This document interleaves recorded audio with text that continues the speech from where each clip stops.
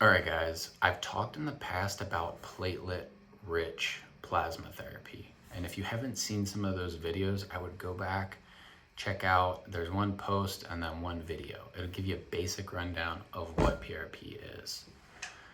Another term, if you start gravitating towards physicians or communities that are talking about PRP, another term that you might hear is called PPP, or platelet poor plasma. I know when I first started out learning about PPP, I simply thought people were misspelling PRP, and I thought it was a mistake. So I thought it's important that people understand what PPP is. So PRP stands for platelet rich plasma. PPP simply stands for platelet poor plasma. And as we talked about in the past, when you do the processes of centrifuging blood, you're going to get different layered components. You'll get the plasma, you'll get the RBCs, which are discarded, and then you'll get a buffy coat, which will have white blood cells and the platelets.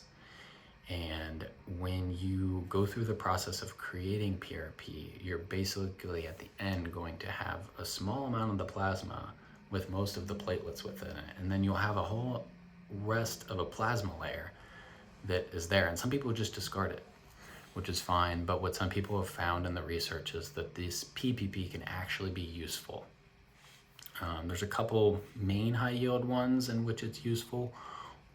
One of those times is when the physician is looking to maybe create just a little bit less of an inflammatory response, because sometimes PRP can be a little bit spicy and can kind of really initiate that immune response, that inflammatory response to heal that damaged tissue. And for some patients, it creates a lot of irritation. So in some cases, PPP might be used if you're looking to kind of dampen that effect a little bit, because it does still contain a lot of bioactive components that are really beneficial to the body.